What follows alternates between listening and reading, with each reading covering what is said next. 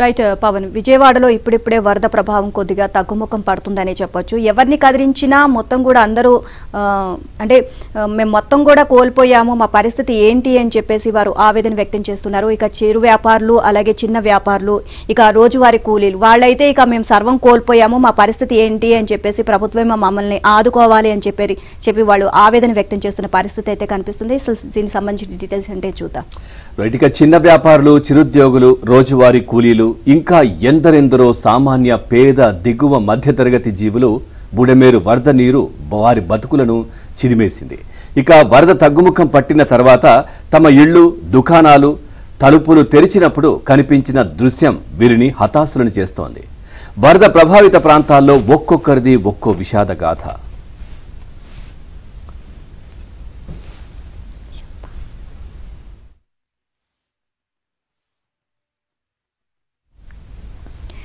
నిన్నటికి సింగ్ నగర్ ప్రధాన రహదారిలో వరద దాదాపు పూర్తిగా తగ్గుముఖం పట్టింది. బాంబే కాలనీ, సుందరయ్య నగర్, రాజీవ్ నగర్, కండ్రిగా, పాతపాడులోని కొన్ని ప్రాంతాల్లో ఇంకా నడుంలోతు నీళ్లు ఉన్నాయి.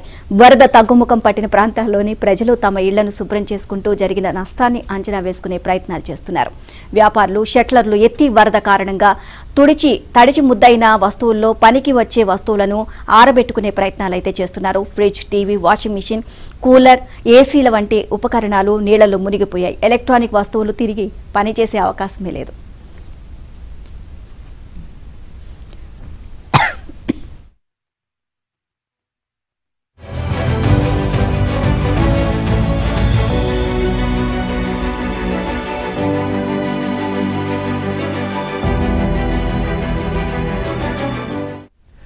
ఇక కొంతమంది ఇళ్లలో ఖరీదైన ఫర్నిచర్ కొట్టుకుపోయింది.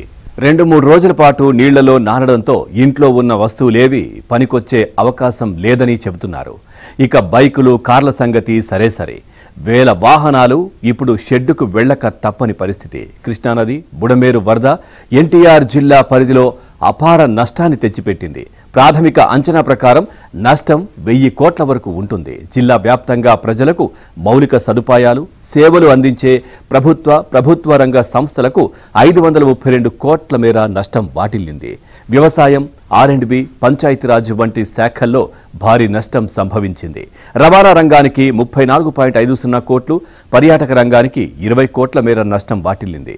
R&B, పంచాయతీరాజ్ రోడ్లు 950 కిలోమీటర్ల మేర ధ్వంసమయ్యాయి.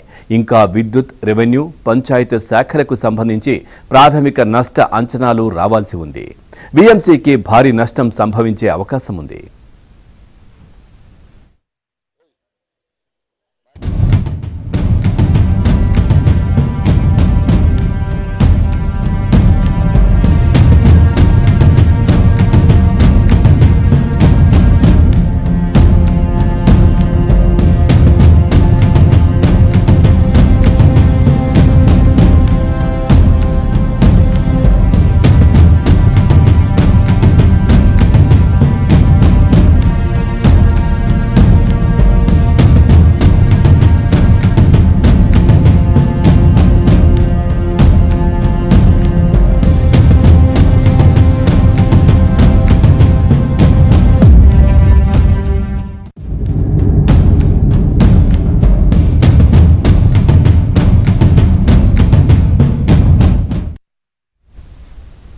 రాష్ట్రంలోని అత్యధికంగా ఎన్టీఆర్ జిల్లాలో అంతులేని పంట నష్టం జరిగిందని రాష్ట్ర వ్యవసాయ శాఖ అధికారులు ప్రాథమిక అంచనాలో పొందుపరిచారు.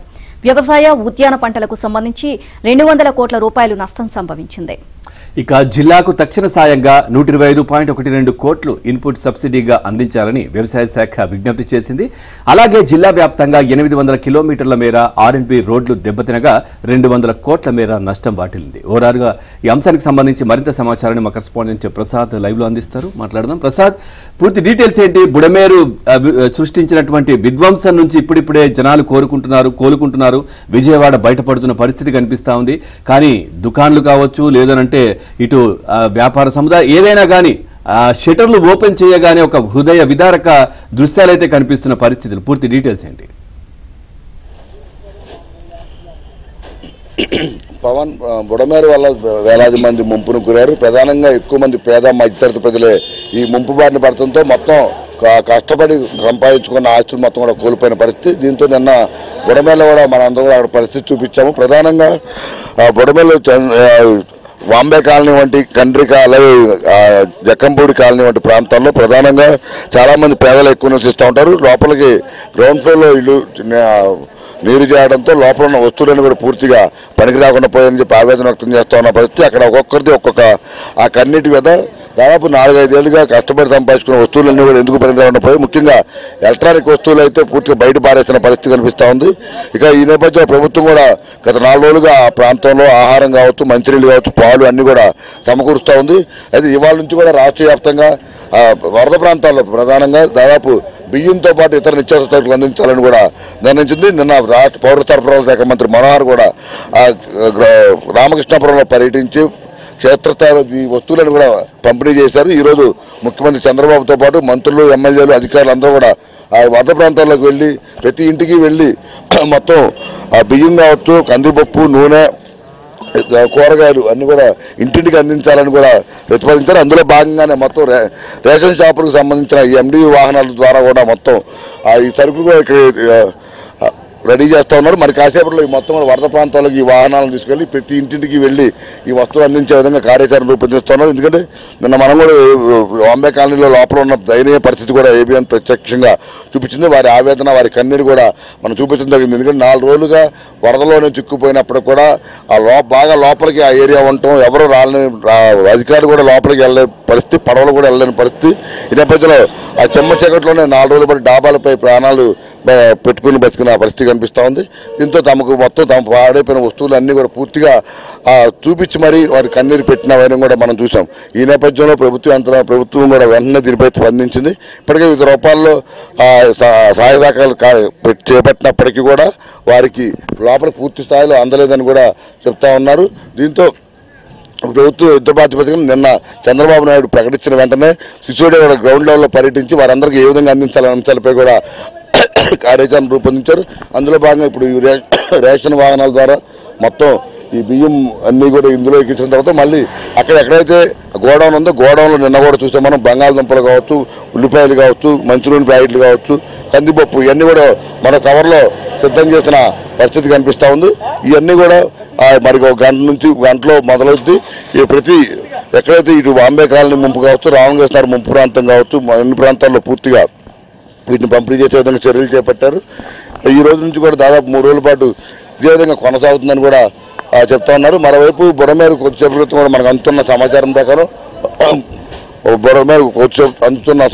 ప్రకారం బుడమేరు మరోసారి కొంత ఉధృతి పెరిగిందని కూడా చెప్తారు. నిన్న వాంబే కాలంలో ఏ నివాసాలు అయితే నీరు బయటకు వచ్చిందో అదే నివాసాల్లో మోకాల్లో చేరిందని కూడా అక్కడ స్థానికుల నుంచి సమాచారం అంతా ఉంది. దీంతో మరోసారి ఆవేదన వ్యక్తం చేస్తూ ఉన్నారు. అయితే ఇప్పటికే వరగలేరు వద్ద అడ్లెట్ దగ్గర గేటు మూసివేసినప్పటికీ కూడా నిన్న మొన్న కూర్చున్న వర్షాల వల్ల కొంతమేర నీటి ఉధృతి పెరిగిందని కూడా చెప్తా ఉన్నారు. అయితే దీనికి పెద్ద ఆందోళన చెందాల్సిన అవసరం లేదు. ఈ ఒక్కరోజు కొంచెం ఓపిక ఉంటే ఈ రోజు సాయంత్రం నుంచి కూడా బుడమేరు మళ్ళీ శాంతించి వెనక్కి వెళ్ళిపోతుందని కూడా చెప్తున్న పరిస్థితి. అయితే ప్రధానంగా బుడమేరు నుంచి కిందకి పారే ఆ ప్రాంతం చాలా తక్కువగా ఉండటం, పూర్తి స్థాయిలో ఆక్రమణ గురైన నేపథ్యంలో బుడమేరు నీరు చాలా చోట్ల కూడా ఇంకా స్టక్ అయిపోయి ఉంది. ఇప్పుడు వాటిని బయటికి పంపించే ఏర్పాట్లపై కూడా అధికార యంత్రాంగం దృష్టి పెట్టింది. మరోవైపు నిన్న ముఖ్యమంత్రి చంద్రబాబు నాయుడు కూడా బుడమేరు నుంచి మొత్తం మధురానగర్, రామర్పాడు, ప్రసాదంపాడు మొత్తం కూడా పర్యటించారు. స్వయంగా బల్లకట్టు ఎక్కి మరీ అక్కడ బాధితులతో మాట్లాడి భరోసా ఇచ్చారు. భద్రత పరంగా కూడా ప్రభుత్వ పరంగా అన్ని రకాల చర్యలు తీసుకుంటామని కూడా ఆయన హామీ ఇచ్చిన పరిస్థితి కనిపిస్తూ ఉంది. ఇక ఈ వస్తువులకు సంబంధించి కూడా ఈరోజు ప్రధానంగా ఈ సరుకులన్నీ కూడా పూర్తిగా బాధితులకు అందజేస్తాము. ఎవరికి ఎటువంటి ఇబ్బంది వచ్చినా కూడా తమ ప్రభుత్వానికి లేదా అధికారికి సమాచారం అందించాలని కోరుతున్నారు. కానీ మొత్తం మీద పేద మధ్య ప్రజలు మాత్రం ఈ బుడమేరుని వల్ల అన్ని విధాలా ముంచేసినట్టు కూడా తెలుస్తోంది. ఎందుకు లోపల ఉన్న వస్తువులు కూడా పనిచేయట్లేదు, ప్రభుత్వమే తమను ఆదుకోవాలని కూడా కన్నీరు పెడుతున్న వైనం కూడా అక్కడికి వెళ్తే కనిపిస్తుంది.